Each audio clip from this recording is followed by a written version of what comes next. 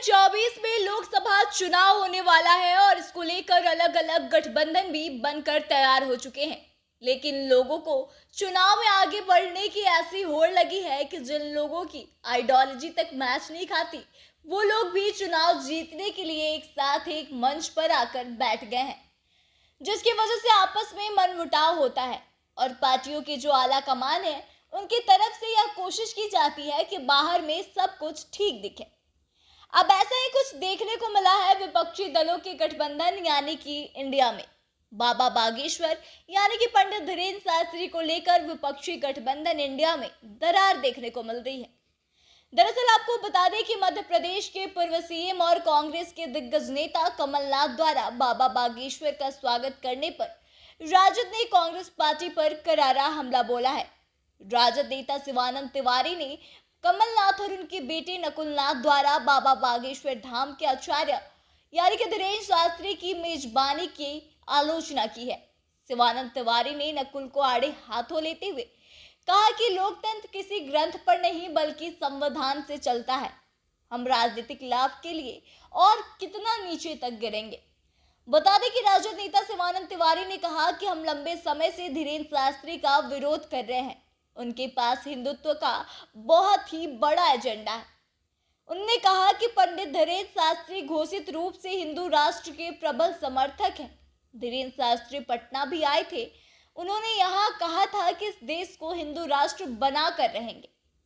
राजद नेता ने कांग्रेस पार्टी के नेताओं से अनुरोध करते हुए कहा कि महागठबंधन बना हुआ है और हिंदू राष्ट्र बनाने वालों का हम सत्कार करें, उनका महिमा मंडन करें।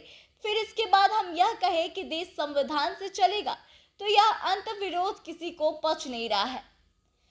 राजद नेता ने कहा कि मैं कांग्रेस आला कमान से इसलिए अनुरोध करूंगा कि इस मामले में वह अपनी सफाई दे और कमलनाथ को तलब करे। बता दें कि छिंदवाड़ा में धीरेन्द्र शास्त्री का स्वागत करते हुए नकुल ने ट्वीट करके कहा था कि छिंदवाड़ा में परम पूज्य पंडित धीरेन्द्र शास्त्री का स्वागत है। यह हमारा सौभाग्य है कि गुरुदेव छिंदवाड़ा के पवित्र भूमि पर पधारे हैं। धीरेन्द्र शास्त्री का स्वागत करने के लिए कांग्रेस सांसद नकुलनाथ खुद एयरपोर्ट भी गए थे। इतना ही नहीं, आपको बता दें कि कांग्रेस के वरिष्ठ नेता कमलनाथ ने भी बाबा बागेश्वर की आरती उतारी थी। और आपको बता दें कि अब इसी को लेकर इंडिया में एक बार फिर से दरार नजर आती हुई दिखाई दे रही है, क्योंकि दोनों जो पार्टियां हैं, राजद और कांग्रेस, दोनों की विचारधारा एक दूसरे से काफी ही अलग दिख रही है। ऐसे में देखने वाली बात यह है कि दोनों पार्टियों की तरफ से इस मामले को अब कैसे संभाला जाता है या फिर कांग्रेस की तरफ से इस पर कैसे बचाव किया जाता है। लेकिन आपको बता दें कि इससे पहले भी जब धीरेन्द्र शास्त्री पटना आए थे तो इनको लेकर के काफी विवाद हुआ था। राजद की तरफ से उनके पटना आने का विरोध भी किया गया था और तेज प्रताप यादव ने इसकी शुरुआत करी थी। उन्होंने साफ साफ कहा था कि अगर हिंदुत्व का एजेंडा लेकर पंडित धीरेन्द्र शास्त्री पटना आएंगे तो वो उनको एयरपोर्ट से आगे नहीं बढ़ने देंगे। हालांकि ऐसा कुछ हुआ नहीं। पंडित धीरेन्द्र शास्त्री पटना भी आए और काफी दिनों तक यहाँ रहे भी और उनका जो कार्यक्रम था वो पूरा भी हुआ।